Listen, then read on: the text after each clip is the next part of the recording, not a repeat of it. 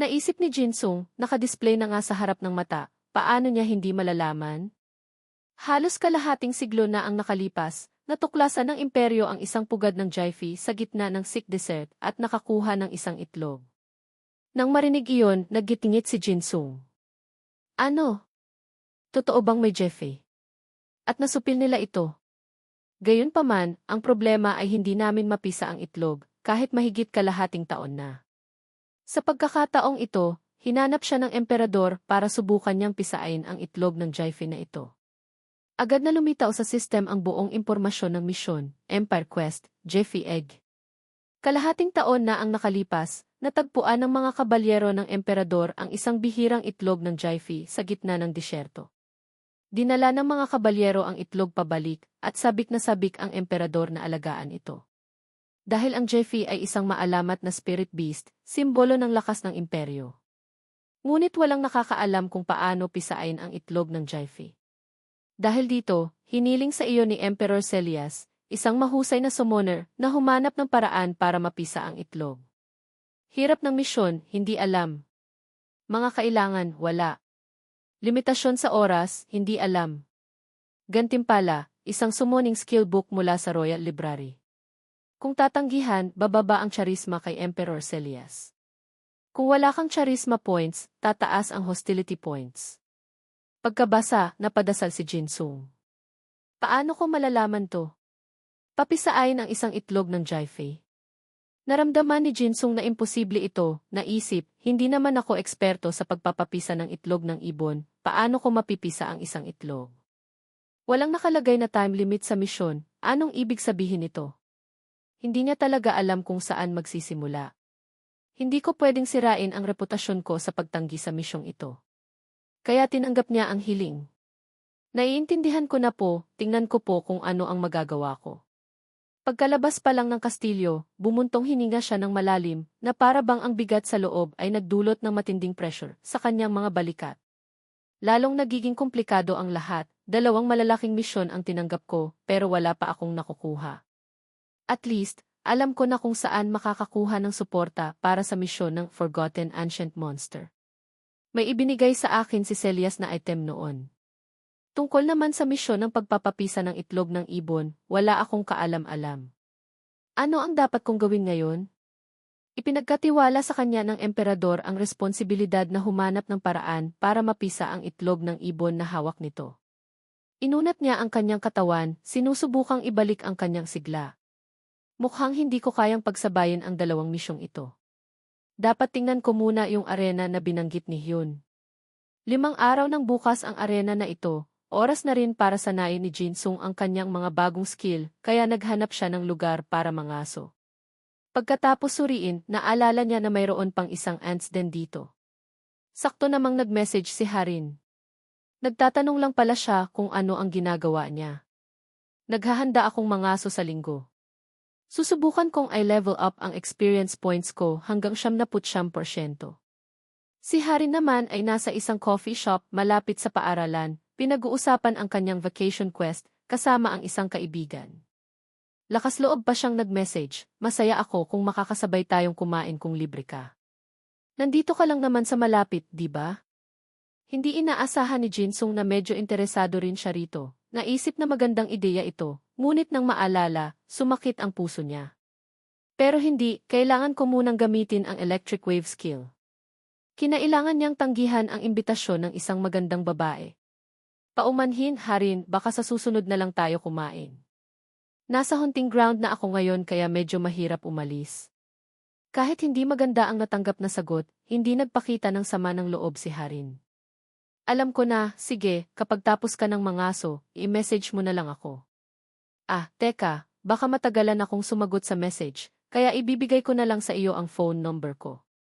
Para siyang gumuho sa sobrang sakit, lumuhod at umiyak, tinalikuran ang masarap na pagkain para lang mangaso. Wala na talaga akong pag-asa.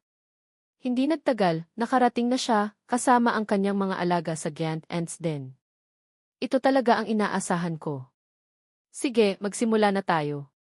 Inutusan niya si Biggie na umatake muna, at si Effie ang kasama nito. Summoned Beast Biggie received 2,011 damage from Giant Ant, then received 376 damage. Nagsimula itong gumamit ng Ice Stone Wave para durugin ang mga langgam. Siguro ito na ang tamang oras para umatake si Eve. Pinagpiraso nito ang mga langgam. Magaling, tama yan. Abala sa pakikipaglaban ang binata nang biglang makarinig ng hilik. Lumingon siya at nakita si Pukpuji na mahimbing na natutulog, walang kamalay-malay sa nangyayari. Nahuli siya ni Jinsung na nakatingin kaya nagising ito at umakyat sa kanyang balikat. Ngayon, hindi ko na kailangang sabihin sa iyo kung ano ang gagawin. Magaling! Sige, subukan natin ang bagong skill. Electric Wave, sa tingin ko kailangan ko lang itong ihagis sa mga langgam para magtagumpay agad. Ngunit walang reaksyon ang mga langgam. Nakatayo pa sila at pinapanood ang dalawang bolang kuryente na napakabagal gumalaw, parang gumagapang lang.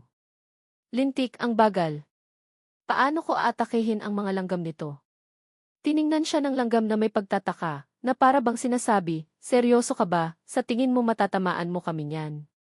Kalmadong sinuri ni Ian ang paraan ng skill na ito. Buti na lang mabilis mag-recover ang spirit mana. Sa tingin ko, ganito ang dapat kong gawin. Sa pagkakataong ito, siguradong hindi nasasablay. Sinubukan ulit ni Jinsung. At talaga namang naging matagumpay ang resulta. Success! You have performed the electric wave skill, attacking the giant ant with 1,179 attack power. Pagkatapos umatak, napansin niyang hindi na-activate ang paralysis effect, pati na rin ang 15% conversion. Kakaisip pa lang, nag-abiso na ang system tungkol din sa mga bagay na sinasabi niya. Added 350 damage to giant ant, it has entered paralysis state. Giant ant will be 30% slower and receive 50% more damage from electric-type attacks.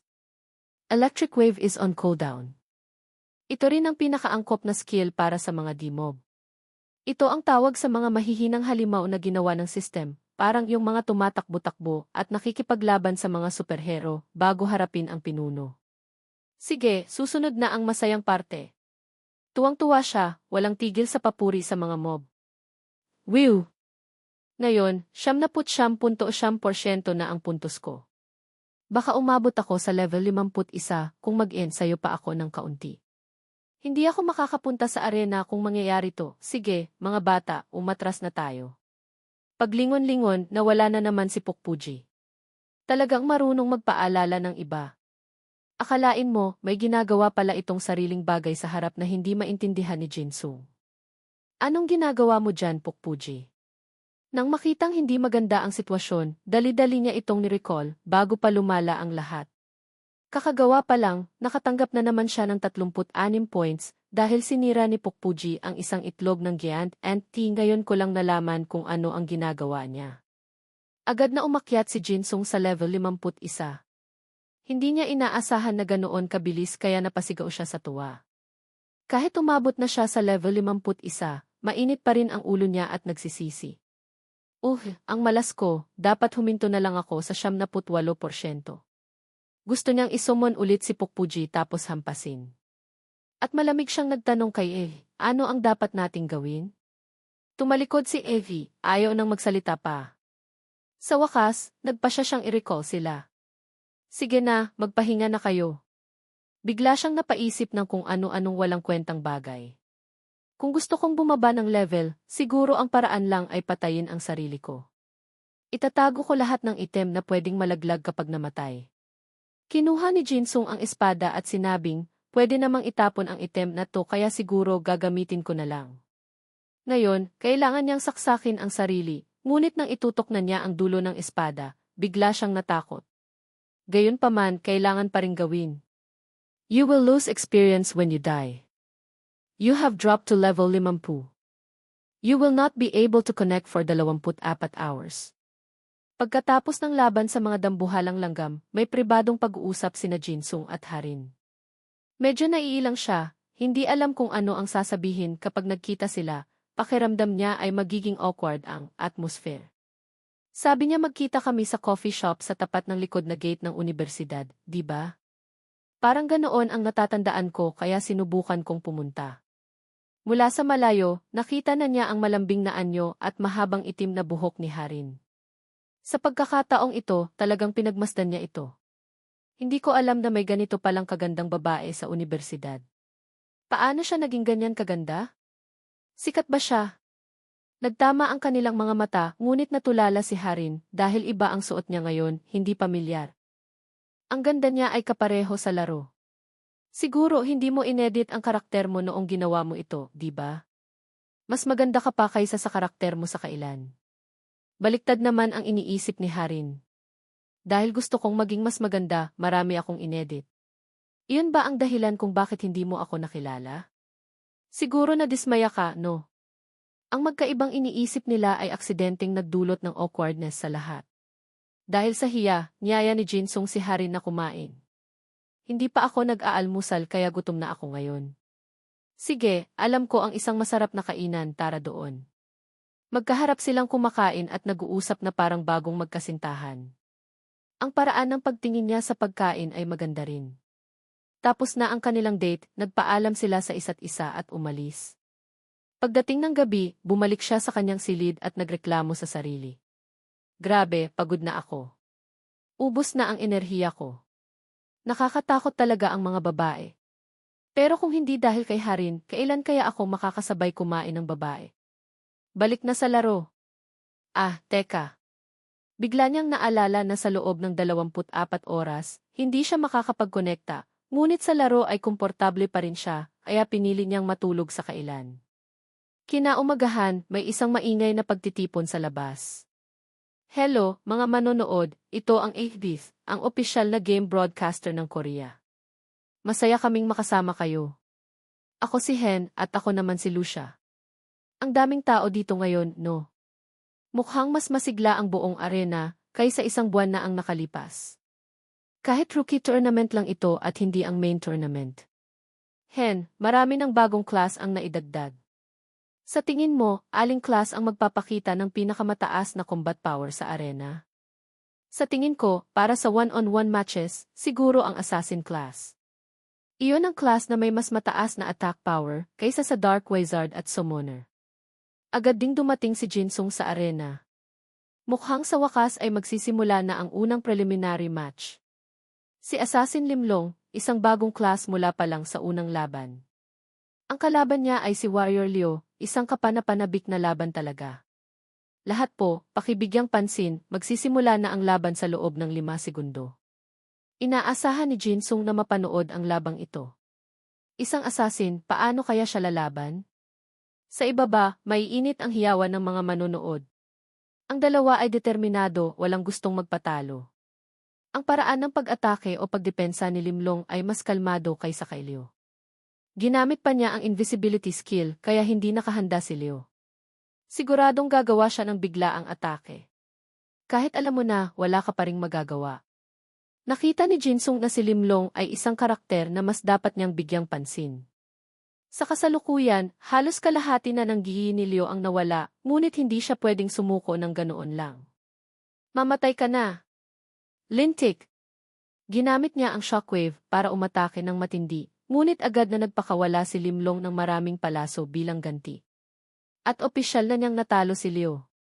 Walang tigil ang hiyawan, nanalo si Limlong sa laban. Makakatanggap siya ng doble dahil sa isang perpektong panalo. Humanga si Jinsung sa taong ito, unang preliminary match pa lang pero ang galing na. Ang galing talaga ng assassin na iyon. Biglang tumitig sa kanya si Limlong ng matalim. Natuwa si Jinsung, pakiramdam niya ay tinitingnan siya ni Limlong. Alam ko na, maraming malalakas na nakatago sa kailan, kailangan kong mag-ingat. Bumalik siya sa kanyang pribadong silid, nag-iisip kung ano ang dapat niyang dalhin. Ang ibang mga laban ay parang komedya lang kaya hindi sulit panoorin. Sa totoo lang, mas gugustuhin ko pang manood ng mga preliminary matches ng mga baguhan, matagal pa bago ako magbabayad. Ang talino ni Jinsung, siguradong mayaman din ang pamilya niya. Ang lakas niya ngayon ay sapat na para husgahan ang iba. Bakit ang hihina nila? Kahit na mga player na mababa sa level 50, ang lala pa rin, sobrang sama. Nang laitin ko ang conditional skills ni Hez at Loven, kumpara sa mga to, mga Diyos na sila. Naging mausisa siya kung sino ang maglalaban sa susunod na preliminary match, si Ian laban kay Jimon.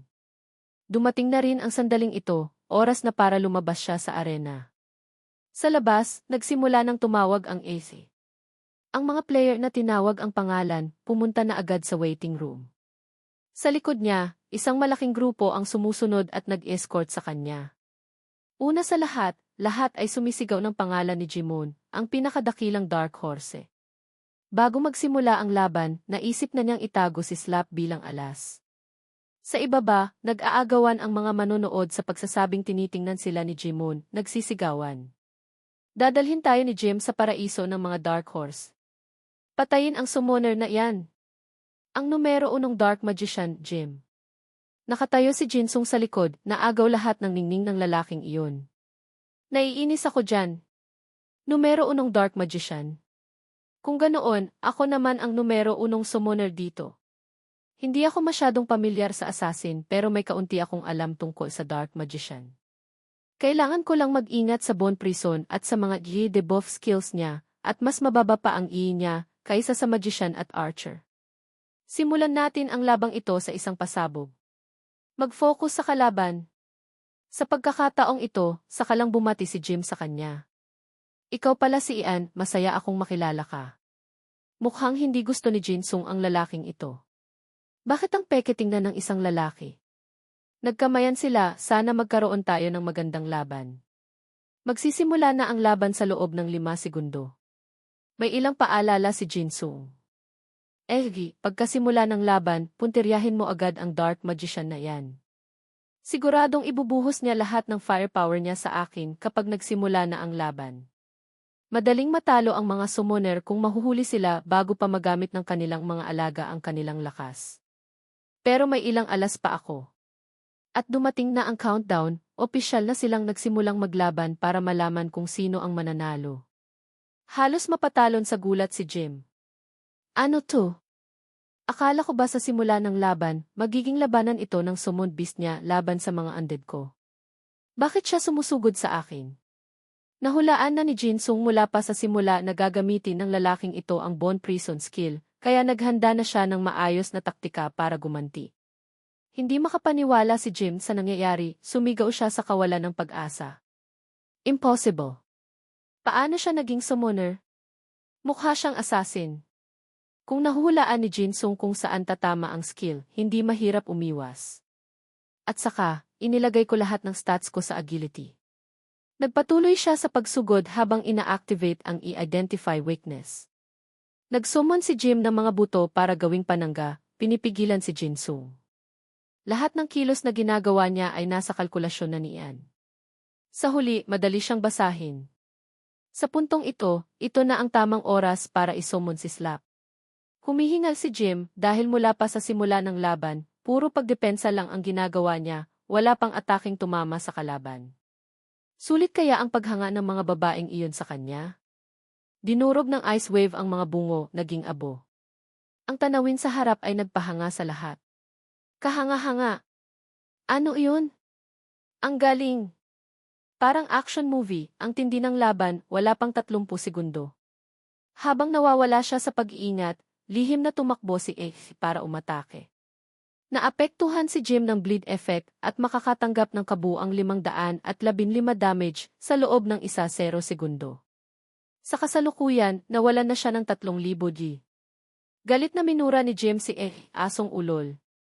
Hindi naman siya level 70 tandang bawas 80 Shadow Wolf, at ang summoner niya ay wala pang level 50, paano niya nabawasan ng ganoon karaming biko? Habang malakas pa ang puwersa, mabilis na tinapos ni Jinsung ang laban sa isang lightning punch. Lahat ng nanonood, babae man o lalaki, ay napanganga sa gulat. Ang easy ng player na si Jim ay bumaba na sa 5% at inalis na sa arena. Nanalo ang player na si Ian. Sa sandaling ito, nagbago na ang kanilang hinahangaan. Nang manalo si Ian, saka lang talaga napunta sa kanya ang tingin ng lahat. Siya ang pinakamagaling. Bago umalis sa entablado, pinuri ni Nahen at Lucia ang kanyang kakayahan. Kahanga-hanga. Palagi bang ganito kalakas ang summoner class? Posible kayang may super hidden class siya. Isang napakagandang laban talaga, lalo na yung dambuhalang lobo, tuluyan niyang tinalo si Jim sa ilang atake lang. Napakagaling ng Summon Beast, ngunit ang player mismo ay napakagaling din, siguradong isa siyang agility type summoner, isang kabaliwan talaga. Si Jim, na may tingin ng pagsisisi, nawalan ako ng pag-iingat dahil isa siyang summoner. Lintik. Akala ko sisiw lang siya dahil Iron Fist lang ang dala niyang armas. Hindi ko inaasahan na ang numero 1 Dark Horse ay matatalo agad sa unang round. Kung nag-focus lang ako, nanalo na sana ako. Lintik. Galit na kinagat ni Jim ang labi habang nakatingin kay Jinsung. Siguradong iyon ang iniisip niya. Bakit ang hina ng numero 1 Dark Magician? Ang galaw niya ay parang basura. Walang naiwasang tama si Jim. Kahit paano, wala nang magmamaliit sa summoner sa kailan. Tapos na ang laban pero marami pa ring nagtataka. Saan niya kaya nahanap ang lobong iyon? Mayroon bang may impormasyon tungkol dito? Paano ito gumalaw ng mas mabilis kaysa sa assassin type player? Dahil ba masyadong mababa ang level ng assassin? Ang electric shock skill ba na iyon ay amplified current? Paano nangyari iyon? Habang nagpapahinga, uminom si Lucia ng tubig at lumingon kay Hen. Sa tingin mo ba ang rookie league na ito ay napakaganda? Ito siguro ang nakikita ng lahat, lalo na sina Summoner Ian at Assassin Limlong. Mukhang nagsasanay sila gamit ang sarili nilang paraan. Ngayon ko lang naalala, parang nakita ko na dati ang Summoner na iyon at ang Red Mane Wolf niya. Sinubukang alalahanin ni Hen at talaga namang nakita na niya sila dati. Ang player na nakilala ko sa Ghost Ship noong ginagawa ko ang Mage Quest. Hindi na natin pag-uusapan ang bagay na ito. Magsisimula na ang susunod na laban sa ilang minuto. Si Limlong ay nakatutok sa pag-aayos ng kanyang stratehiya, naghahanda ng mabuti para sa susunod na laban. Para naman kay Jinsung, masaya lang siya, ang manalo ay pang-10 lang. Parang wala lang sinabi. Kung mananalo ako ng ganito, makakakuha ako ng 100,000 reputation at lahat ng level 50 summoner items. Puro heroic at rare rank pa, sino ang makakapigil sa akin? Sige, mananalo ako sa tournament tapos babalik na ako sa pagpapalevel. Nang makita siyang lumitaw, halos lahat ay natuwa, parang nakakita ng sikat na tao, ang pangalan niya ay sumisigaw sa buong arena. Habang papalabas si Jinsung, isang babaeng archer na may kulay kahel na buhok ang sumulyap sa kanya. Siya si Milon, ang player sa prized mission. Hindi makapaniwala si Jinsung na level 50 ito dahil mukha itong lampas sa 50 pero bakit siya naririto? Sinadya ba niyang magpababa ng level tulad ko? Si Milon naman, pagkatapos sumulyap, kinagat ang labi na para bang gustong sumugod at kalmutin siya. Lintik na iyan. Hawak mo pa rin ang hollow necklace ko. Talagang walang hiya ka. Hindi lang siya hindi natakot, nang asar pa siya. Hindi ko alam kung ano ang sinasabi mo. Bakit mo ako tinatanong tungkol dyan? Siyempre, ipina-auction ko na iyon para kumita. Nagmurahan sila gamit ang tingin. Asong 2. Niloko mo ako dati pero ngayon, huwag kang umasa. Ako mismo ang dudurog sa'yo. Tumingin ang mga manonood sa ibaba, mukhang magkakilala sila. Mukhang nag-away na sila dati. Siguradong komedya lang ang labang ito. Bigla na lang, itinuro siya nito at nagbabala. Alam ko na ang sikreto mo. Habang si Jinsung mismo ay hindi alam kung anong sikreto ang hawak niya. Prangkang sinabi ni Milon ang lobo na sinusumon mo. Hindi iyon summon beast na pinaamo mo kundi ginagamitan mo ng binding artifact para kontrolin ito. Wala kang ibang dala kundi mga item. Halos lahat ng sinabi niya ay hindi naintindihan ni Jinsung, tulala lang siya. Bending technique. Anong artifact? Anong sinasabi mo? Napanganga sina Hen at Lucia sa itaas ng malaman ang nangyari. Diyos ko! Kung totoo yan, malaking bagay to, di ba? Totoo, masyado siyang malakas para sa isang level 50 summoner. Kung totoong may summoning artifact, napakadali lang manalo sa rookie league na ito. Nagtataka ako kung labag ba yun sa batas. Mukhang ang mayayaman ay lalong yumayaman at ang mahihirap ay lalong humihirap sa larong ito. Hindi matanggap ni Jinsung na ganoon kalaki ang hindi pagkakaunawaan sa kanya. Totoo ba yan? Seryoso siyang iniisip na summoning artifact yun? Umaasa ako sa mga item. Naiinis na ako.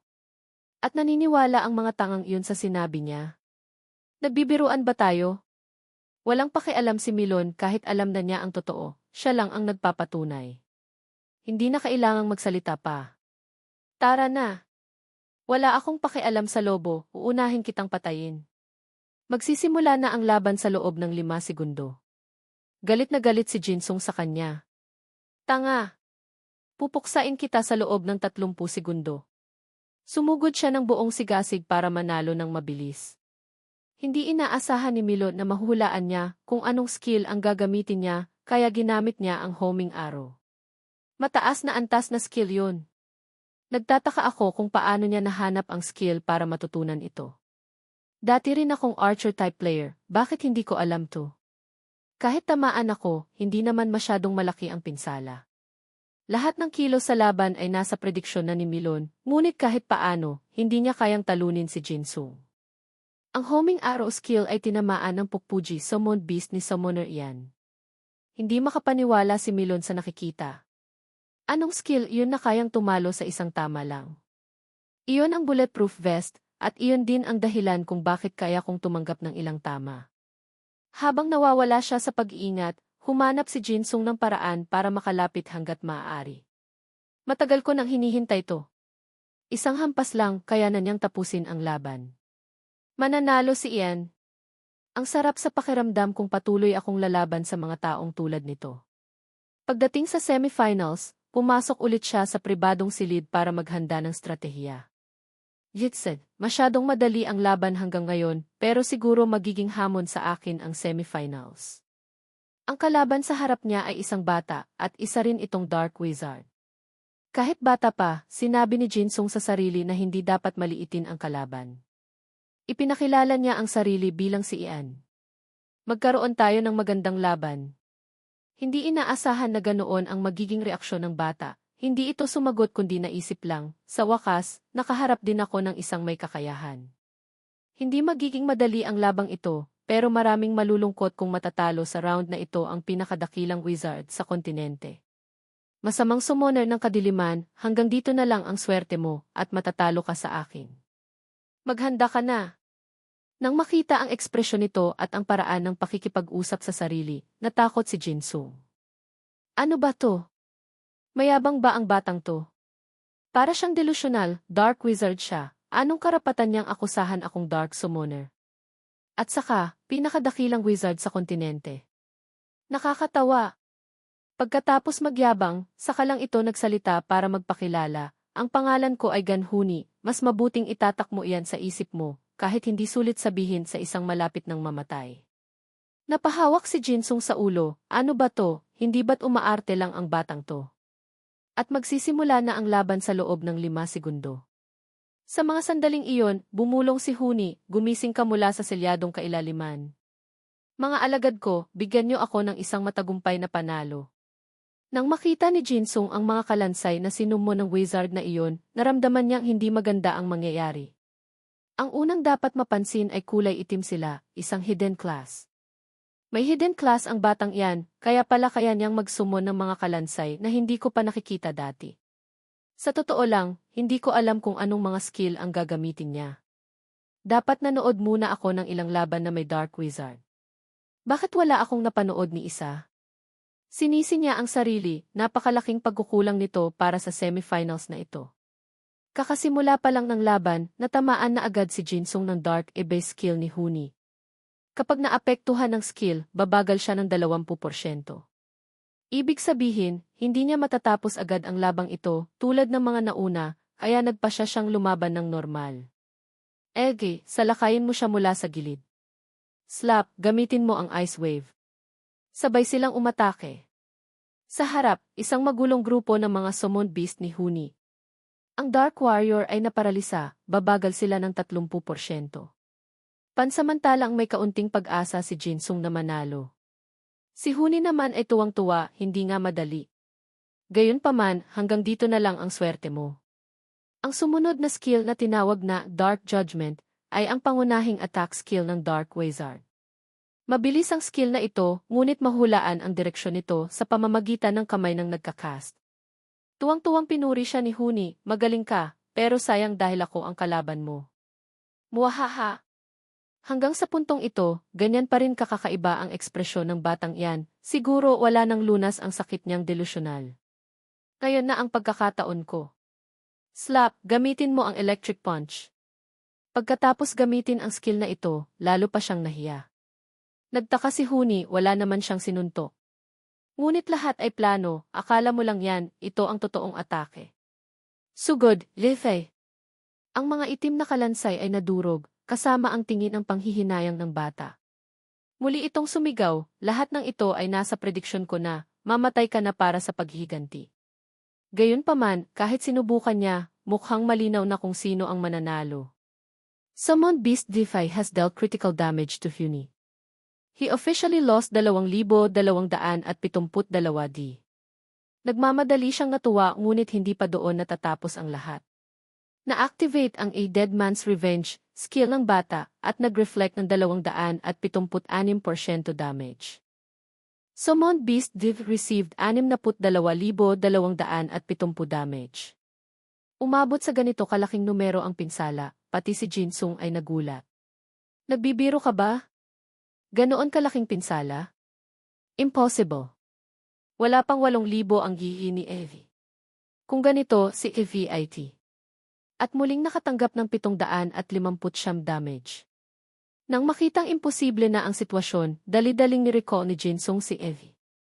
Kung hindi, mamamatay siya. Umiti si Huni, hehe, gaya ng inaasahan ko, mataas ang atake ng kaawa-awang lobong iyan pero mahina ang resistensya. Walang makakatago sa matang nakakakita ng kasalanan. Ito ang unang beses na naramdaman ni Jinsung ang ganitong pakiramdam. Hindi ko inaasahan na lalaban ako nang wala si Evie. Dapat gumamit ako ng ligtas na taktika at inuna ang mga kalansay.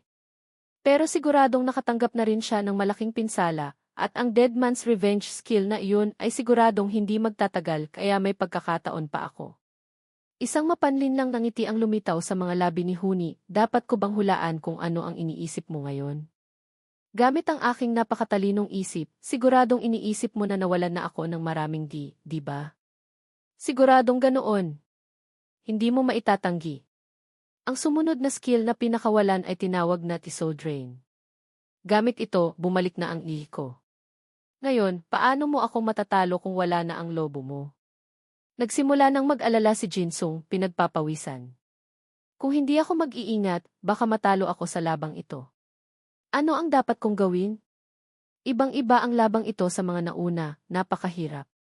Isang kapanapanabik na laban talaga, sobrang exciting. Tinanong ni Hen si Lucia kung sino sa tingin niya ang mananalo. Hindi pa ako sigurado, masyado pang maaga para malaman kung sino ang mananalo. Iyon din ang nagpapagawang kapanapanabik sa labang ito. Habang matindi ang labanan, biglang ni-recall ni Jinsung ang kanyang Summon Beast. Nagtaka ang lahat, hindi maintindihan kung ano ang ginagawa niya. Hindi ba't iyon lang ang Summon Beast niya? Pero mukhang iyon ang pinakamagaling umatake. Nag-isip si Jinsung, ano kaya ang binabalak niya? Ito ang tanong na nasa isip ng marami. Ang paraan ng pag-iisip ni Jinsung ay talagang nakakalito sa kalaban. Tinawag niya pabalik ang Summon Beast niya sa halip na mag-summon pa. Natanto mo na ba ang lakas ko at sumusuko ka na? Sige, pagbibigyan ko ang pagsuko mo. Talagang mabait ako. Kalmado pa ring pinagmamasdan ni Ian ang bawat kilos ng bata. Ano kaya ang binabalak niya? Lumapit siya, itinuro ang mukha ni Huni. Hoy bata, kung patuloy kang magsasalita ng bastos, tuturuan kita ng leksyon. Bata. Tinawag akong bata. Aksidenteng nagpagalit ito sa kanya. Walang hiyang to. Akala ko papayagan na kitang sumuko, pero hindi ko mapapalampas ang pagtawag mo sa akin ng bata. Ito pala ang plano ni Jinsung, sinadyang galitin si Huni. Ngayon, lihim niyang tinawag si Pukpuji para lumaban. Sa harap nito ay ang pagong na si Pukpuji na mukhang galit. Hindi niya inaasahan na may iba pa siyang Summon Beast. Sa mahalagang sandaling ito, naantig si Jinsung sa ginawa ng malaking ulong pagong. Dahil mula pa sa simula, akala ko sumusunod lang ito sa akin dahil sa mga meatball, pero matapang itong tumayo para protektahan ako. Itinutok ni Huni ang staff sa harap ng alaga, aasikasuhin ko ang malaking ulong pagong na to. Dark Judgment. Direktang tinamaan si Pukpuji. Ang Dark Judgment skill ay nakast sa Summon Beast ng player na si Ian. Nang makatanggap ng pinsala, agad na gumawa si Pokpuji ng isang kalasag na sumalo sa buong lakas ng atake. Lalo pang nainis si Huni. Matapang na pagong. Aasikasuhin kita mamaya. Unahin ko munang parusahan ang walang hiyang to. Hulihin siya, huwag siyang patakasin. Masaya si Jinsung sa loob-loob, ngunit hindi niya ipinahalata para hindi mahulaan ng kalaban. Gaya ng inaasahan ko, nakuha ko na ang kiliti niya, ngayon na ang pagkakataon ko. Space swap. Habang abala sa pag-atake si Huni, biglang lumipat si Jinsung sa likuran nito, mabilis na pinatumba ito. Sinubukan nitong bumangon, matapang na sinabing, malakas pa ako. Bahagyang yumuko si Jinsung at umupo sa tabi nito, nakangiti. Itinaas niya ang kamay at pinitik ito ng malakas sa noo, na nagpaiyak dito ng malakas at tumilapon sa entablado. Ang player na si Huni ay umalis na sa arena. Ayon sa mga patakaran ng arena, disqualified siya dahil sa paglabag sa boundary. Nanalo ang player na si Ian. Sa kasalukuyan, kahit medyo mahirap ang labang ito na ang pangatlong panalo niya. Nagulat si Hen at Lucia na pabuntong hininga. Isang hindi inaasahang comeback. Nakita mo ba iyon? Sobrang baliw. Paano niya nagamit ang kanyang mga skill ng ganoon kahusay?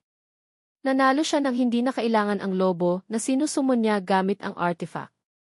Talagang sanay na. Kahit nanalo, nakakabit pa rin sa kanya ang etiketa dahil sa mga walang kwentang sinabi ni Milon.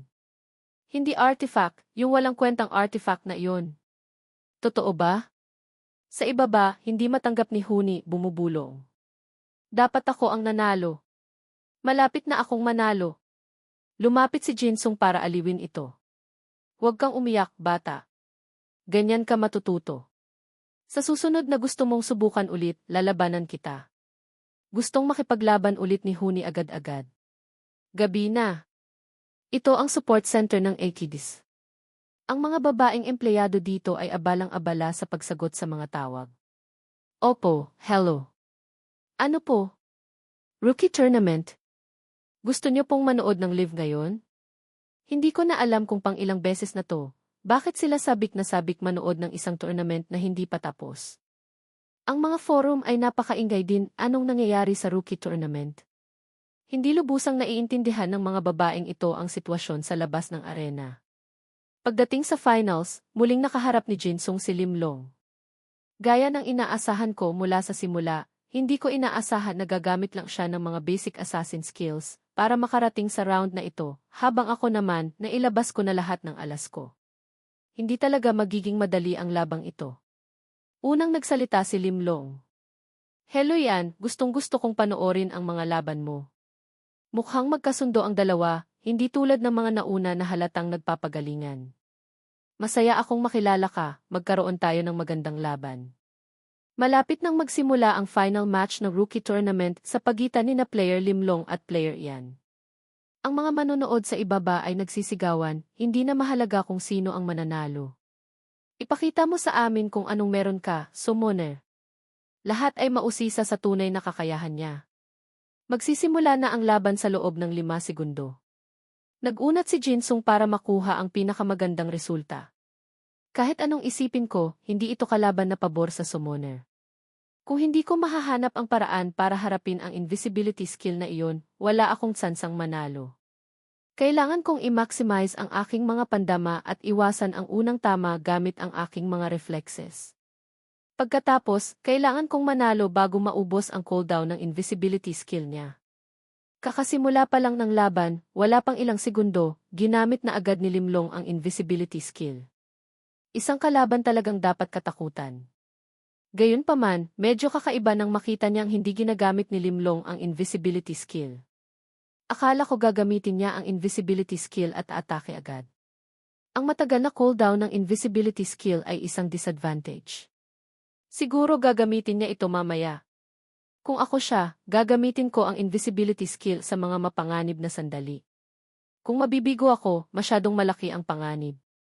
Tingnan mo kung gaano siya ka-eksakto o masinta, alam niyang magkapantay ang kakayahan namin. Nakatutok si Ian, nararamdaman ang bawat segundo ng paglapit ng kalaban, agad niyang sinabihan ang lahat ng kanyang alaga na maghiwa-hiwalay. Agad na sinabihan ni Ian si Slap na gamitin ang Ice Wave. Hindi inaasahan, tinamaan nga si Limlong. Nagmamadali siyang gumamit ng Night Leap para gumanti, sa isang iglap ay nawala na siya. Nagtago siya sa dilim. Kailangang manatiling kalmado si Ian para manalo. Tama, ang hidden class niya ay siguradong may kinalaman sa anino. Kaya niya ginamit ang skill na iyon, pero hindi ibig sabihin na susuko na ako. Lalong naging matindi ang laban, ginamit ni Effie ang burst skill agad-agad. Iyon na namang skill na iyon? Bakit ba palagi akong iniinis ng isang to? Pero hindi siya makakaiwas kapag nasa ere siya at kailangan pang mag-cooldown. Gayunpaman, lahat ng iyon ay maling prediksyon. Nagawang umiwas ni Limlong sa tama na iyon. May hawak siyang maliit na kutsilyo na sumira sa pinaghirapang skill ni Ian. Hindi siya makapaniwala sa nakikita. Imposibleng makaiwas siya kung ganoon ang pagkahulog. Dalawang matalim na tingin na parang kutsilyo ang nagtagpo, nakakatakot tingnan. Sa pagkakataong ito, ginamit ni Limlong ang shadow combo na hindi nakayanan ni Ian. Dealt critical damage to the target. Nakatanggap si Ian ng 4,560 damage sa isang tama lang. Hindi nagtagal, nakatanggap ulit siya ng 1,075 damage. Kung anino lang, paano ito nakagawa ng ganoon kalaking pinsala? Patuloy na bumababa ang pinsala. Habang si Ian ay patuloy na nagtataka, lalo pang nagalit si Effie, itinulak niya ito gamit ang electric orb. Ang walang tigil na pagsisikap ni Effie ay nagbunga na. Summon Beast this eye has dealt damage to Limlong. Players A reduced health ay 1,775. Electric orb skill has hit the target. Players A reduced health another 1,085. Player Limlong is paralyzed, speed reduced health 30%. Sa sandaling ito, medyo mas ligtas na si Ian. Hindi angkop sa estilo ko ang matamaan. Buti na lang gumana ang paralysis, kahit hindi ko kayang tanggapin ang nakamamatay na tama. Mabuti, bumalik na sa ayos ang arena. Nag-aalala si Limlong ngunit napanatili pa rin ang pinakakalmadong estado. Naisip ni Ian, kailangan ko lang gamitin ang sarili ko bilang pain at hayaang magtagumpay si Effie sa pag-atake, baliin ang ilang buto ng isang to, dahil ang gihi ng assassin ay bumaba na katumbas ng sa isang dark wizard. Balak ulit gamitin ni Limlong ang skill na iyon, pero sa pagkakataong ito, huwag kang umasa. Akala mo ba madaling mahuli ang anino? Hindi ganoon kadali.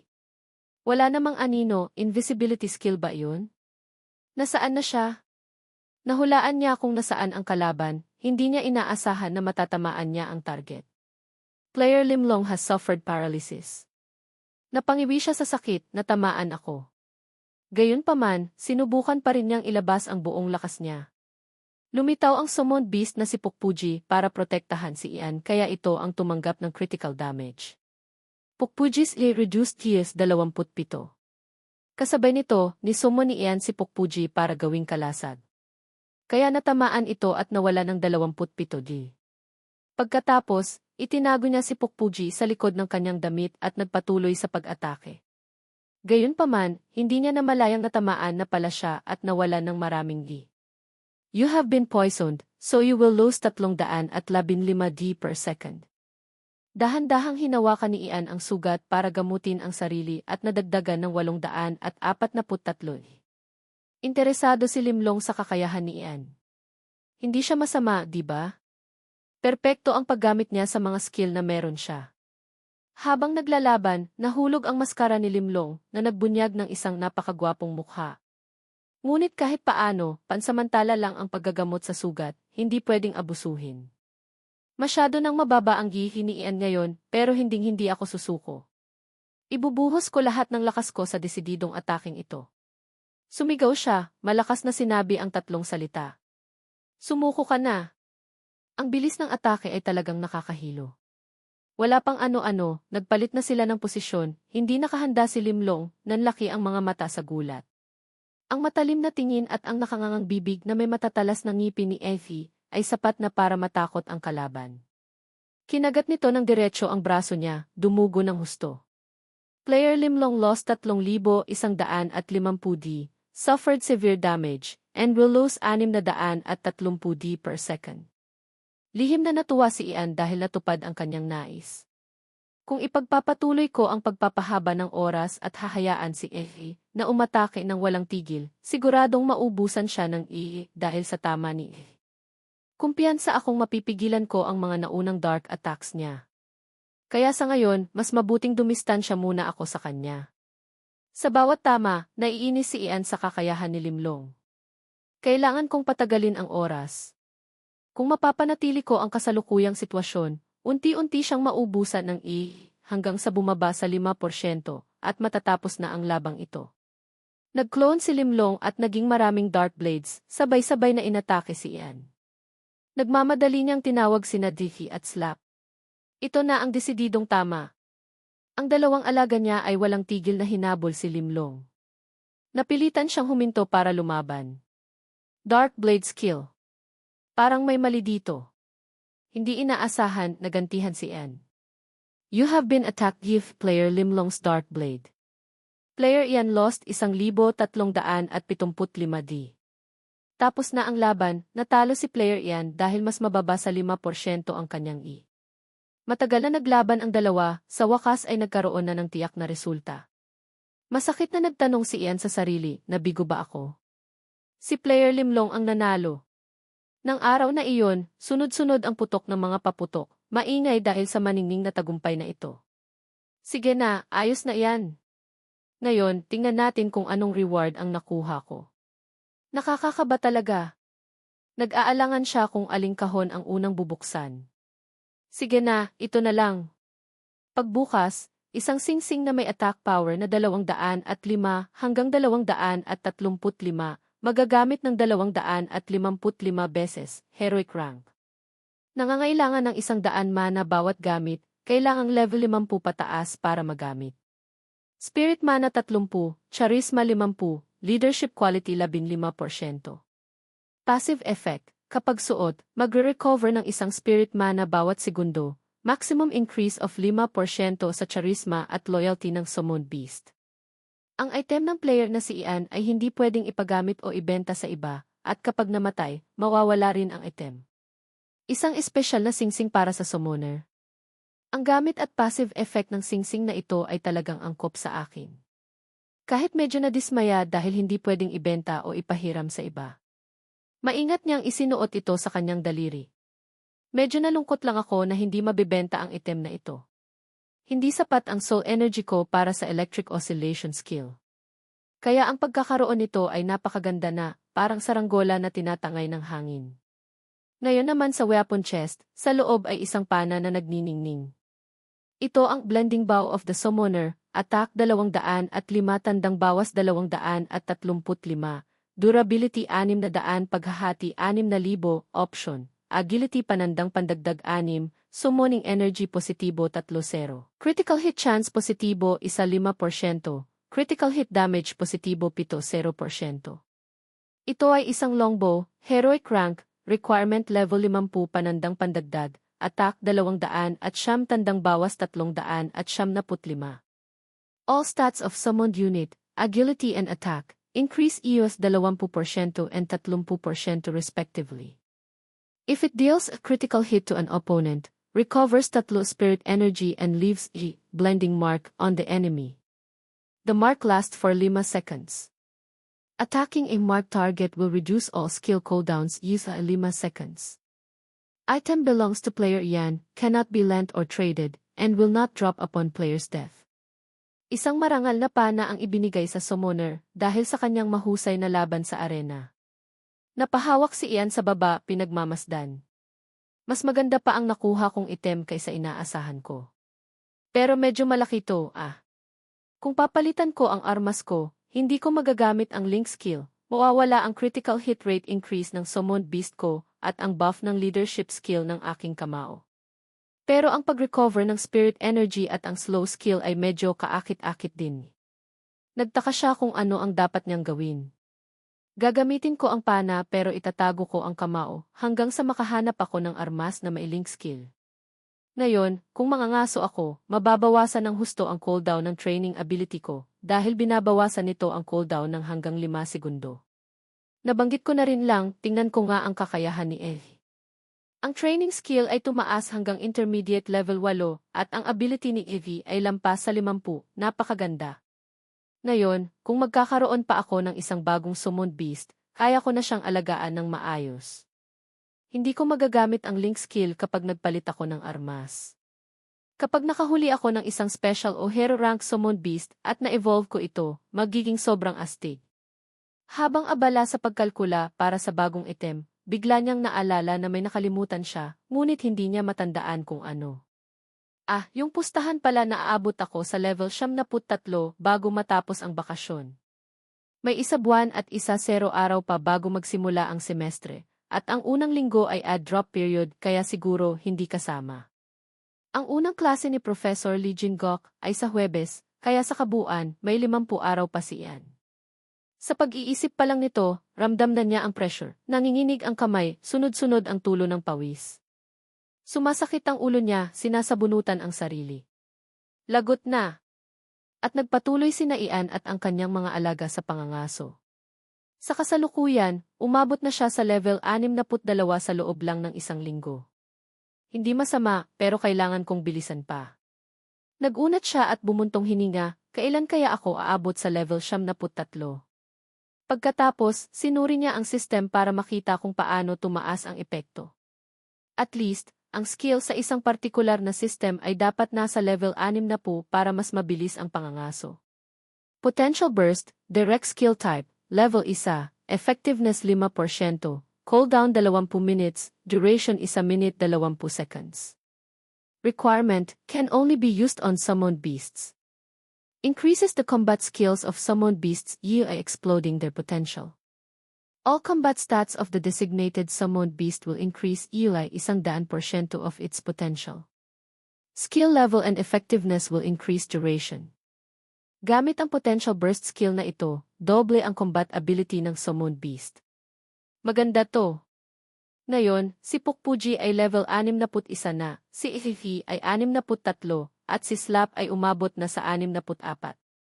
Nakatayo si Ian sa mataas na lugar, pinagmamasdan ang paligid. Medyo madali na ang lugar na ito ngayon, siguro dapat humanap na ako ng iba. Ang hunting ground ay dapat mapanganib at maraming pasikot-sikot, di ba? Saan kaya ako dapat pumunta? Dapat ba akong pumunta sa False Mountains? Kailangan ko pang gawin ang Barrank Og request. Tama. Ang mga makakapasa sa pagsusulit ay makakatanggap ng reward, kasama ang isang misyon na hindi nila matatanggihan. Kahit paano, kung dadalhin ko ang Spirit Stone na ito sa Space Mage, makakahanap sila ng paraan para buhayin ang Battle Dragon. At tanggapin mo ito ang reward ni Ian. Tuwang-tuwa siya. Pupunta ako sa Space Magic Tower kapag umabot na ako sa level 70. At umalis na ang kanyang grupo papunta sa nakatakdang lugar. Sa mga sandaling ito, lumabas si Ian sa laro para kumain ng tanghalian. Ngunit naubusan na pala ng cereal.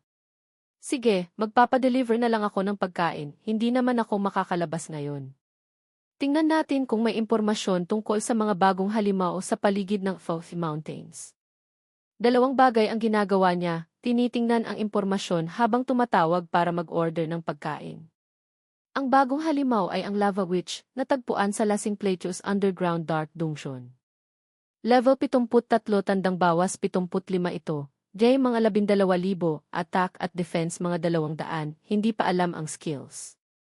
Intelligence mga 1,000 tandang bawas 1,100, energy hindi pa alam.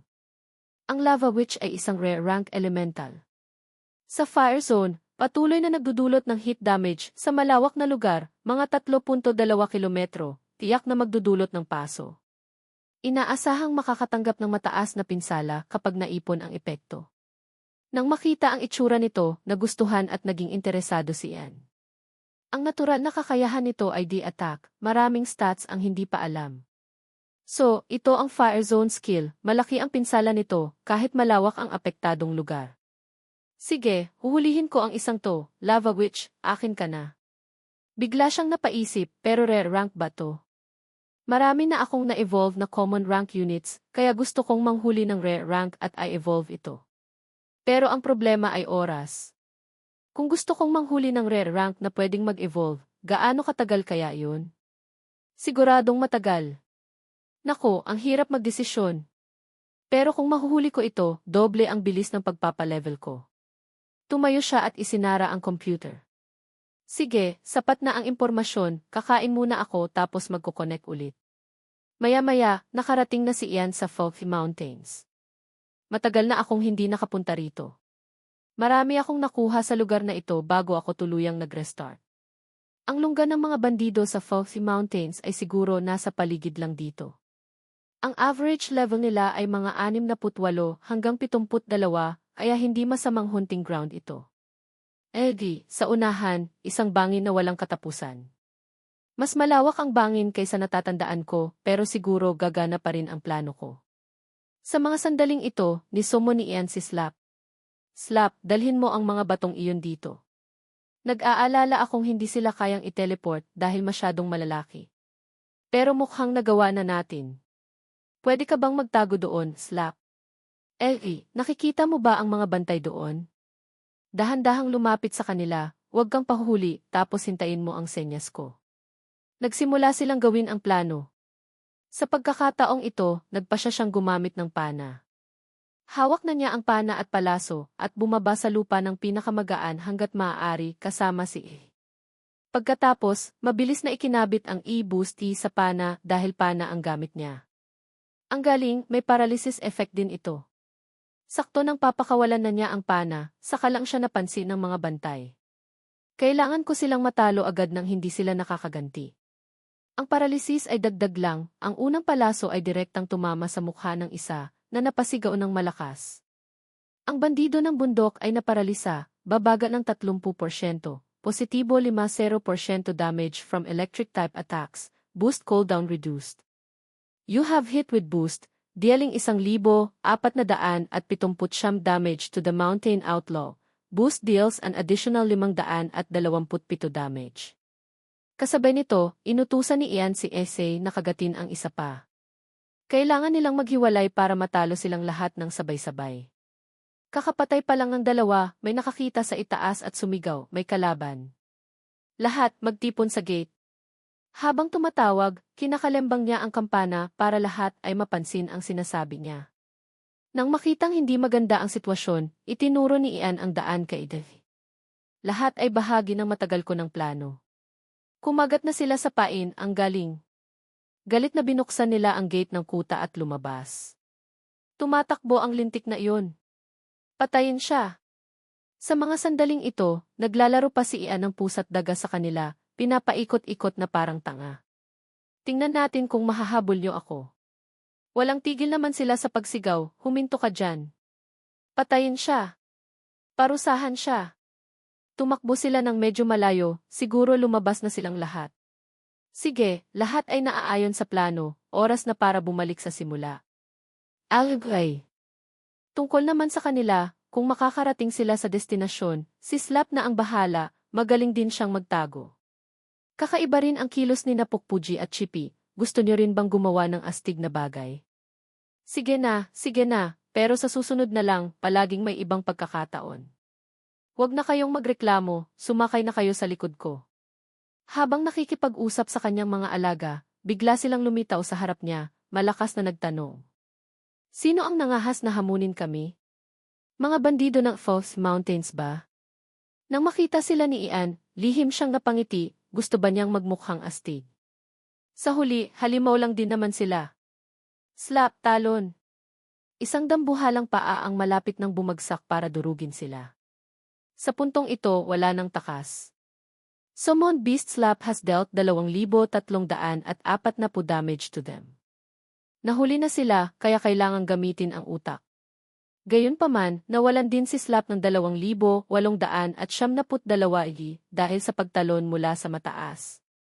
Kahit natalo na niya sila, si Slap ay labis ding napinsala. Sayang ang ambush. Sige na, ngayon gagamitin ko ang Ice Wave para patuloy silang atakihin. Wala silang magawa kundi magtakbuhan. Ang kalbong pinuno ay nakatayo lang at galit na galit. Lintik! Anong ginagawa niyo? Patayin niyo muna ang matabang golem na iyan, bilis. Ngunit si Slap ay nakatutok lang sa pinuno, kaya tumakbo ng husto ang kalbong pinuno. Kasabay nito, ginamit ni Effie ang berserk para harangan ang daan nito. Tumingin sa harap, tumingin sa likod, puro panganib. Walang tigil sa pagsigaw ng tulong ang isang iyon sa kanyang mga walang kwentang tauhan. At nagdulot ng critical damage si Dihi sa kanya.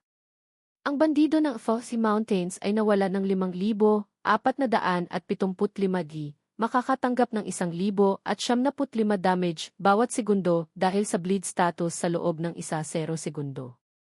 Sa wakas, namatay ito dahil sa sobrang pagdurugo. Mataas din ang experience points. Grabe! Kahit ang bleed damage ay umaabot ng libo-libo.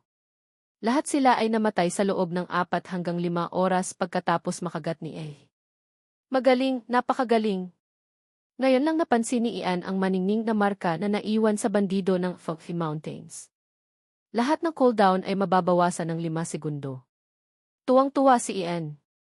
Ang pagbawas ng 5 segundo sa cooldown ay napakaganda. Sige, magpakasaya tayo. Naalala ko lang, bakit ang kaunti ng mga bandido dito? Sigurado akong mas marami sila dati. Dapat ko ba silang habulin? Ang kalbong pinuno ay nagmamadaling tumatakas nang biglang may humarang sa kanya. Sumigaw siya at sinabihang umalis ito sa daan, ngunit ang isa naman ay itinaas ang palakol at sumigaw pabalik. Akala mo ba kung sino kang kausap ha? Ang isang iyon pala ang pinuno. Sa isang iglap, kinitil na nito ang buhay ng kalbong iyon. Natakot si Ian nang makita ang Key Outlaw Mountain Witch at ngayon ay level 70 na. Kaya pala masyadong madali ang lahat, pero hindi ko kailangang tumakas. Ang mga Outlaw Mountain Witches, ang isa ay level 73, ang isa ay mas mataas, level 75, lahat sila ay nasa level 70 pataas. Nakikipaglaban si Ian sa mga ganitong nakakatakot na kalaban. Sinabihan ng lalaking may balbas ang kanyang mga tauhan na asikasuhin muna ang malaking kalaban. Lahat sila ay nagtulungan para atakihin si Slap. Ang mga lintik na wizard na iyon ay siguro fire type. Nag-aalalang naisip ni Ian, kailangan ko na bang umatras? Hindi na kaya ni Slap. Ano pa bang meron para iyakan? Kung mamamatay si Slap dito, lalaban ako nang wala siya sa loob ng 1 linggo. Dapat ko ba siyang i-recall bago siya mamatay? Ang hirap magdesisyon. Ang ace ni Slap ngayon ay 79.7%. Ito na ang pagkakataon ko, kaya ko siyang palevlin. Elgi, gamitin mo ang berserk, puntiryahin mo iyong pinapana ko. Slap, umatras ka pa ng kaunti. Sumunod silang lahat sa utos ni Ian. Sa mga sandaling ito, ginamit na ng mga wizard ang high-level fire skill. Kung matatamaan si Slap niyan bago mag-level up, hindi siya mabubuhay. Patayin mo muna iyon. Hindi na aabot. Summon Beast Slap has taken damage from the Lava Witch's Fireball Barrage. Will lose 745 d per second. Galit na umatake si Effie ng buong bagsik. You have defeated Lava Witch and received 307 experience. Summon Beast Slap has reached level 6 na po.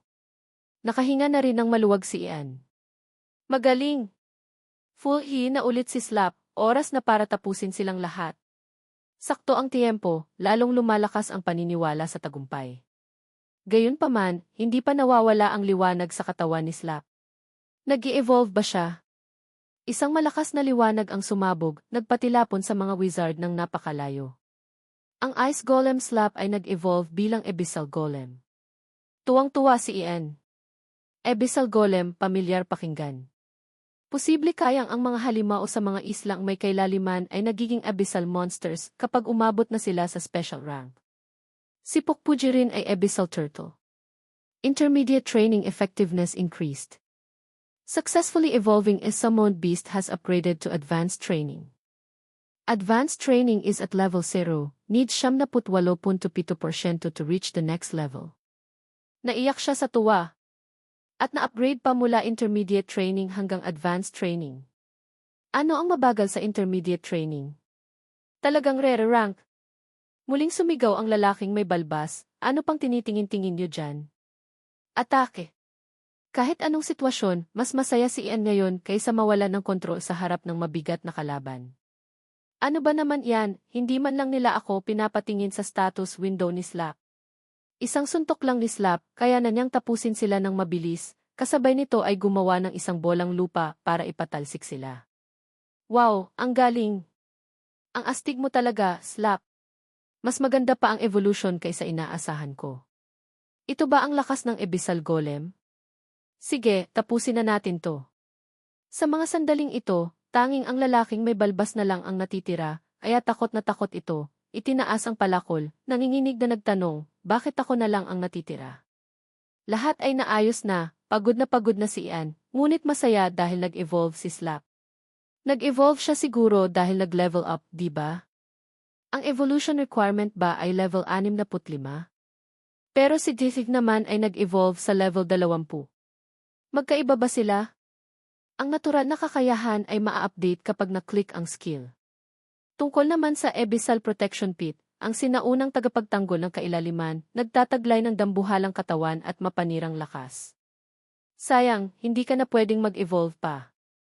Si Isifi ay pwede pang mag-evolve kahit nag-evolve na siya dati. Kalimutan na, maganda pa rin ang iba. Dumiretso siya sa special rank nang hindi na dumaan sa rare rank, mataas din ang depensa. Kitang-kita sa rank ang malaking pagkakaiba nila ni Evie. Kahit mas mataas pa ang attack at agility ni Evie. Tingnan natin ang natural na kakayahan. Ang Ice Wave ay papalitan ng Abyss Spit, ang skill na ginamit niya kanina. Ang Abyss Spit, kapag itinuro ang kamay sa harap, gagawa ng isang cone-shaped shockwave sa loob ng 20 kilometro. Pagkatapos ng shockwave, isang vortex ang mabubuo sa loob ng 1.0 segundo. Lahat ng kalaban ay mahihigop sa vortex. Ang mga kalaban na apektado ng vortex ay makakatanggap ng 35% ng attack stat ng Summoned Beast bawat 0.4 segundo, at sasabog ang vortex kapag natapos na ang duration. Gagawing 150% ng defense stat bilang pinsala sa lahat ng kalaban sa loob ng 1.0 ay. Ang cooldown ay 5 minuto, hindi naman masyadong matagal. Siguradong magiging kapakipakinabang. Tungkol naman sa Abyssal Protection, tataas ang depensa depende sa nawalang I. Kapag mas mababa sa 1.0% ang I, isang kalasag na katumbas ng 50% ng maximum D ng Summoned Beast ang mabubuo sa loob ng 1.0 segundo. Maganda rin ang attribute ng skill na ito. Sige, tapos ko nang tingnan ang evolution info ni Slap, at marami pang iba kaya hahanapin ko na ang base ng mga bandido. Tara na, mga alaga. Masiglang tanong niya sa kanyang mga alaga. Nang gabing iyon, si Harin ay nagluluto sa kusina. Tapos na. Mukhang masarap. At bigla niyang naalala na baka ubos na ang mga meatball ni Ian. Sa susunod, dapat gumawa ako ng mga meatball. Ano kaya ang ginagawa ni Ian ngayon? Siguro namimiss na naman niya ito.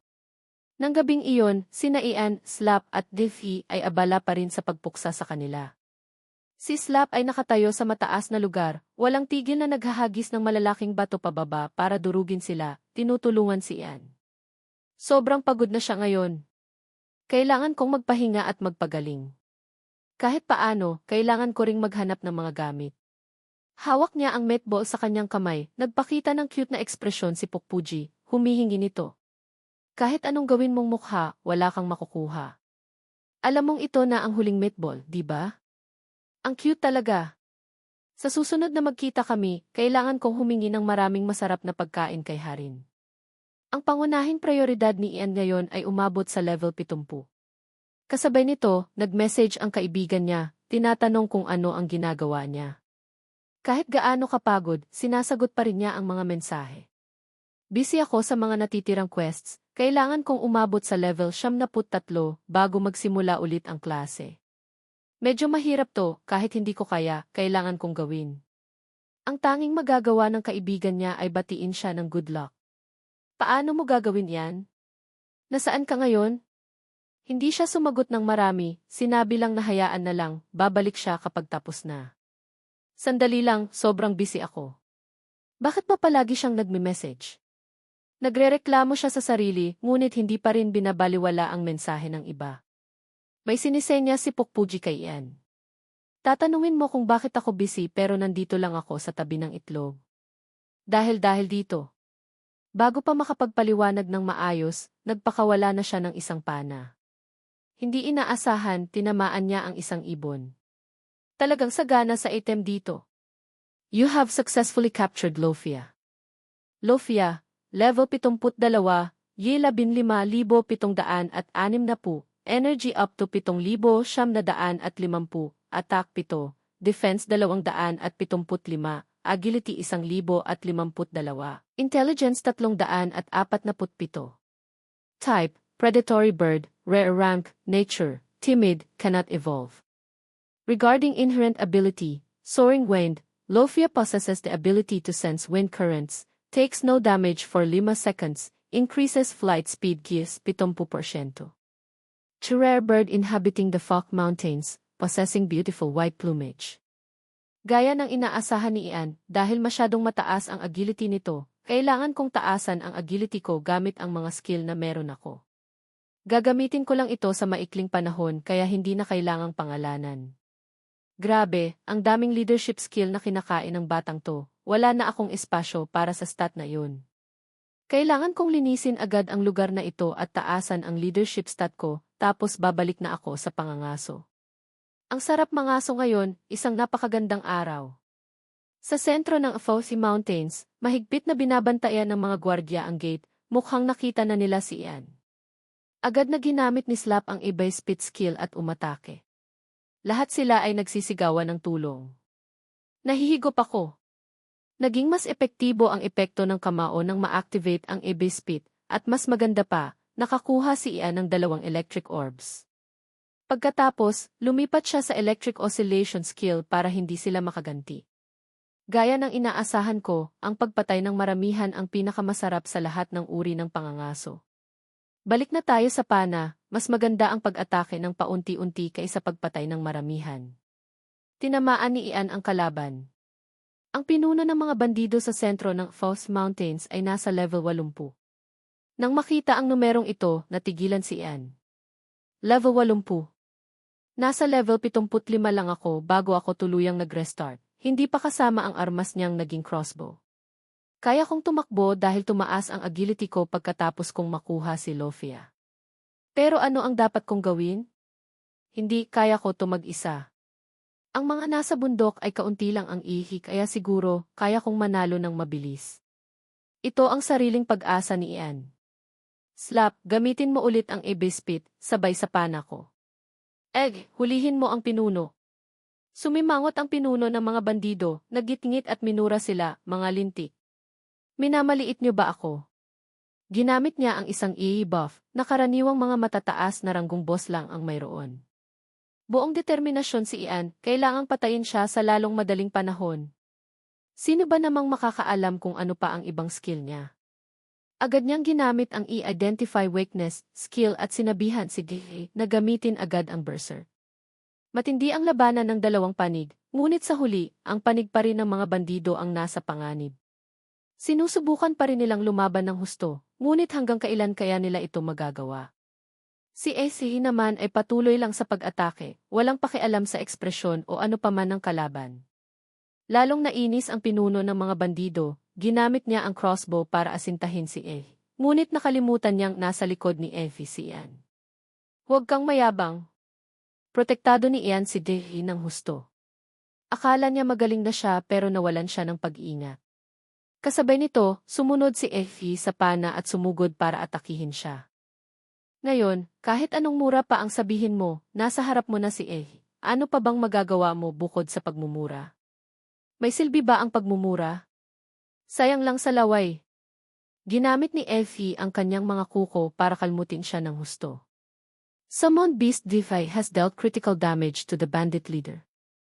The bandit leader's A dropped to 6,018, is in bleeding state, and will take an additional 1,203 damage per second. Ipinagmamalaki ni Ian si Effie. Magaling! Nabawasan natin ng mahigit kalahati ang yi niya sa 2 tama lang.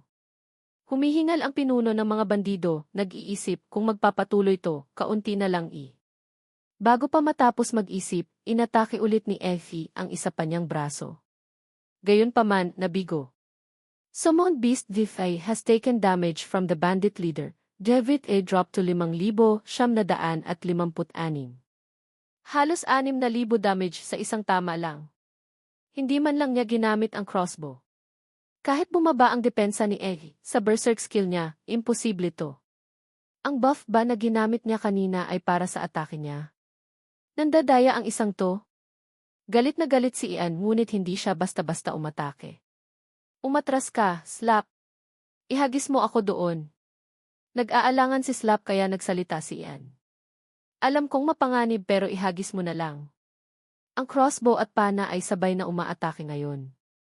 Tatapusin ko siya muna. Kumpiyansa si Ian na kaya niya itong gawin. Ang pinuno naman ng mga bandido, sa kabaligtaran, kitang-kita ang takot sa kanyang mga mata. Mabilis na naiwasan ni Ian ang tama ng crossbow. Siya naman, hindi. Gayunpaman, nakatanggap din siya ng 2,352 damage dahil sa pagbagsak. Grabe, medyo inayata ako. Na-activate ng Ki Iron Fist of the Ancient Summoner ang epekto nito, ngunit kahit paano, sulit pa rin. Hiniram ni Ian ang lakas ng Summon Beast na si Slap, ang A-Base Spit Skill. Tinanggap niya ito at ginamit para atakihin ang pinuno ng mga bandido, desididong hindi ito bibigyan ng daan para makatakas. Sinamantala rin ni Fe ang pagkakataon para umatake ng patago. Ito na ang huling tama. Direktang sumugod siya para makipaglaban ng malapitan. Nagawa natin. Isang perpektong pagtatapos. You have defeated the bandit leader, received 18,500 experience points. Ang dami niyang binigay na experience points. Iba talaga kapag huling boss. O, hindi pwedeng kalimutan ang mga nalaglag na item. Magaling, sige. Hahanda na sanang buksan ni Ian ang bowl nang biglang tumingin si Ehi sa ibang direksyon at tumahol ng malakas. Hindi pa pala tapos ang lahat. Napapaligiran na siya ng mga bandido. Pinatay ng lintik na Ian ang pinuno natin. Huwag siyang hayaang makatakas. Diyos ko! Sa kasalukuyang isip ko, hindi ako madaling makakatakas dito pagkatapos kong labanan ang mga to, di ba? Kung pipilitin ko to, baka mapahamak pa ako. Bakit ganoon katapat ang mga tauhan ng pinunong iyon? Oras na para gamitin ni Ian si Lofia para tumakas. Wow, ang gaan ng katawan ko, parang uminom lang ako ng olong tea. Kapag kasama ko si Lofia, ang bilis ko na. Paalam. Walang magawa ang mga bandido, kundi tingnan lang siya. Hindi na nila kayang habulin, tulala lang sila. Ah, nga pala. Tumakas siya pero nakalimutan niyang sina Dihi at Slap ay naiwan pa sa mapanganib na lugar. Kailangan ko silang iunsumon para makatakas sila. Sa mga sandaling iyon, akala nila iniwan na sila kaya nalungkot sila. Kahit hindi ako umabot sa level 70, marami na rin akong nakuha. Siguro kukontakin ko si Harin at papakainin pa ang mga summoned beast ko. Sa mga sandaling ito, pumunta si Ian sa Muran Auction House. Parang sinabi ni Harin na nandito lang siya sa paligid. Sabi niya kumukuha siya ng mga grocery sa auction house. Ang unang nakakita kay Ian ay si Kabuli. Medyo nagulat din si Ian nang makitang kasama niya si Harin. Matagal na tayong hindi nagkita. Kamusta ka? Masaya si Harin ngunit napaka-elegante pa rin, dahan-dahang umiti at nagsalita. Hello Ian, matagal na rin mula nang huli tayong magkita sa laro, di ba? Medyo nahihiyang sumagot si Ian. Tama ka. Umiti si Harin at ipinaliwanag. Dahil sa mga gawain sa eskwela, kaya hindi ako naging active. Hindi kita nasubaybayan sa rookie tournament. Pasensya na. Walang problema, Harin. Buti na lang wala ka doon. Kahit nandoon ka pa, hindi kita mapipigilan. Natalo pa nga ako. Sinabi ni Harin ang ilang salita para aliwin siya, na pati si Kabuli sa likod ay sumuko na. Maganda na rin ang pangalawang pwesto. Congratulations, Ian. Gayunpaman, hindi ito ang ranggong gusto ni Ian kaya hindi siya masaya. Anong pakiramdam to? Parang hangin lang ako. Hindi masaya si Kabuli. Hindi na natin pag-usapan to. Biglang naalala ni Ian. Sabi mo lahat ng miyembro ng guild ay umabot na sa level 75 o higit pa, tama ba? Kakaiba. Ipinagmamalaki ni Kabuli habang nakakrus ang mga braso sa likod ng ulo. Naman! Sigurado akong si Piolan ay lampas na sa level 100. Dahil doon, napagtanto niyang ang mga matataas na ranggo ay hindi bababa sa level 120. Kailangan ko ng sumali. Lahat iyon ay dahil sa aming pagsisikap. Lumaki na ang kontrol namin kaya mas mahirap na ring harapin ang mga kalapit na halimaw. Malaking tulong ka sana doon. Pero nireset mo pa ang karakter mo. Sinabi ni Ian na maghintay lang siya. Malapit na akong bumalik bago ako mag-reset. Level 69 na ako, mabibigyan din ako ng academic warning kung hindi ako aabot. Humanga si Kabuli kay Ian. Ang taong ito, hindi ba natutulog para lang maglaro? Pahiwatig lang ni Harin para paalalahanan siya. Ian, magkakasakit ka niyan. Kinamot ni Ian ang ulo at yumuko. Sa totoo lang, may dahilan ako kung bakit kailangan kong magpa-level ng napakabilis. Ah, nga pala. Pwede ko bang makita ang bago mong kaibigan na sinabi mong mahilig sa mga meatball ko? Sa pagkakataong ito, nalaman niyang Pukpuji pala ang pangalan nito. Kapag nakita mo siya, maiintindihan mo agad kung bakit ganoon ang pangalan niya. Mukhang lahat ng nakikita ni Harin ay cute sa kanyang paningin. Kinakagat nito ang isang karot, ngunit hindi masaya nang lumapit si Harin, umiwas pa ito at sumulyap sa kanya. Gusto ako ni Ian. Bakit ganoon? Hindi rin alam ni Ian ang dahilan. Nahihiya. Si Pukpuji ay mayabang. Harin, aksidente ka bang may dalang meatball? Siguradong galit pa rin ito dahil hindi ko siya pinakain noon. Mukhang may dala si Harin na ilang ginawa niya noong pinapataas niya ang cooking proficiency niya. Tingnan natin, ito ang meatball na ginawa gamit ang pinagandang reset. Patingin sandali. Nang makita ito ni Pukpuji, biglang nagningning ang mga mata, puno ng pagmamahal. Nakakagat na ito at tinanggap na si Harin. Talagang mas mabilis pa siyang magbago ng ugali kaysa sa pagbaliktad ng pancake. Walang magawa si Ian, alam ko nang mangyayari to. Balak sana ni Harin na bigyan pa ito ng karne, ngunit pinigilan siya ni Ian. Huwag mo na siyang bigyan pa, kung hindi, masasanay siya. Pero kung bibigyan mo ako, bibigyan ko si Pukpuji ng isang piraso kapag gutom na siya. Lahat iyon ay pahiwatig lang niya. Si Harin naman ay mapagbigay kaya pumayag siya. Siguradong aalagaan mong mabuti si Pukpuji. Gayunpaman, hindi pumayag ang pagong. Kitang-kita ang galit nito kay Ian. Naawa si Kabuli kay Pukpuji. Maiiyak yan. Bakit hindi mo siya bigyan ng isa pa? Sige na, ang isang piraso ay magiging 2, 3, tapos marami pa. Pero siguro dapat ko siyang aliwin. Hoy Pukpuji, alam mo ba? May isang pagong na nagngangalang Paji sa Hilagang Kontinente. Mukhang sikat siya bilang pinakadakilang pagong sa buong mundo. At iyon ang nagpapainis sa akin.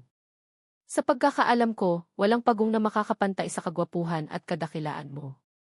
Kaya palagi akong nag-iisip at napagtanto kong siguro natalo ka ni Paji dahil tumaba ka. Masyado ka ng maraming kinakain na meatball, kaya hindi kita pwedeng bigyan ng marami. Pukpuji, naiintindihan mo ba ang nararamdaman ko?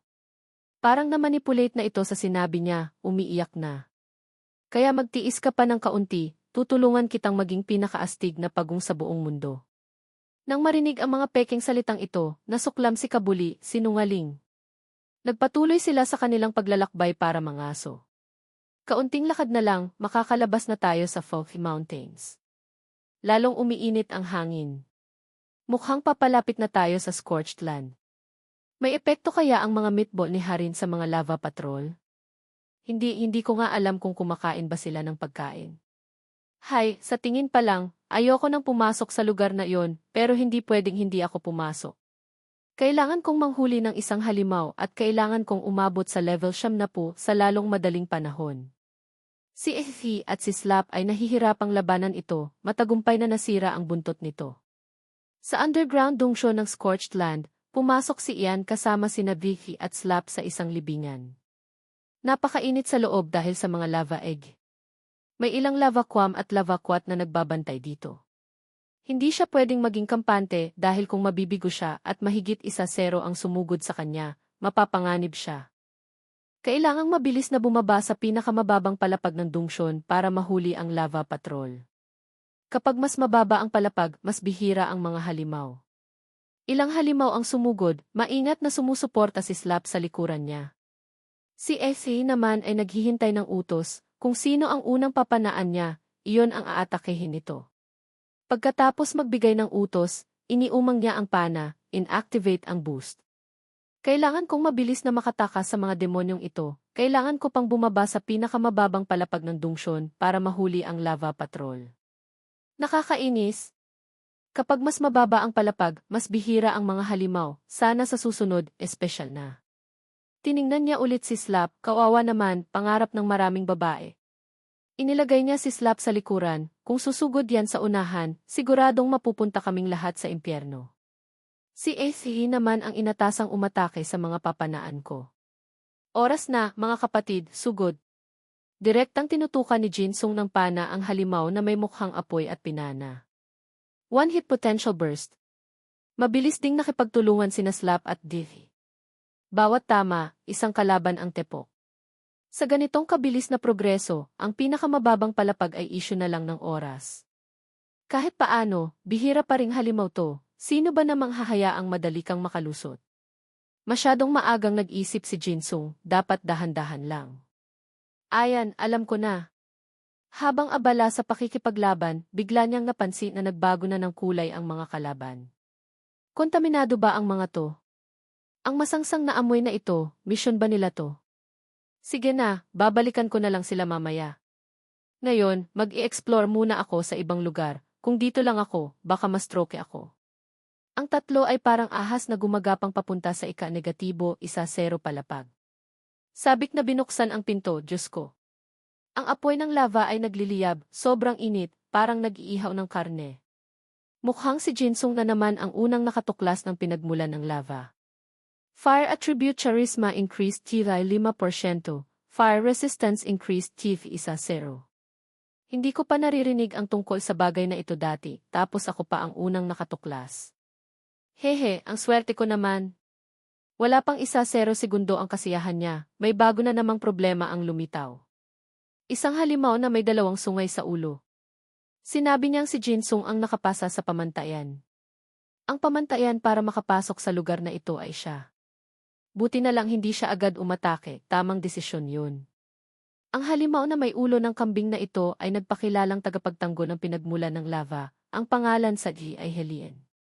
Dumiretso na agad siya sa punto para hindi na humaba pa ang usapan. Kaya mo bang linisin mag-isa ang pinagmulan ng lava at ayusin ang mga problema nito? Hindi tatanggi pero sasabihing, mali na yun. Wala pang mental preparation, kailangan na agad niyang mag-deadline. Una, pinakiusapan siya nitong hulihin ang 20 o higit pang kontaminadong lava patrol. Rank difficulty. Sinasabi ng isip ko na tumanggi pero nang makita ang reward na 42,500 experience points, agad na siyang pumayag. Sobrang sulit ng presyong ito. Katumbas ng 12 ordinaryong lava patrol sa dungsyon iyon. Binigyan siya ni Helien ng isang uri ng sealing stone. Sige, hayaan mo na akong gumawa, sisiguraduhin kong maayos ang lahat. Akala niya sa pagkakataong ito, madali lang makuha ang reward, ngunit ang natitirang oras ay 3 oras na lang. Naloko na naman siya. Ang hirap talaga kapag gahaman sa material na bagay. 2 oras na ang lumipas, pakiramdam ni Jinsung ay wala na siyang oras kahit para huminga. Sabi ko na nga ba, pahinga muna. Si Helien naman ay kumakain ng cake at umiinom ng tsaa habang pinapanood siyang gawin ang misyon. Tik-tak, malapit nang maubos ang oras pero wala pa rin ang pag-ibig.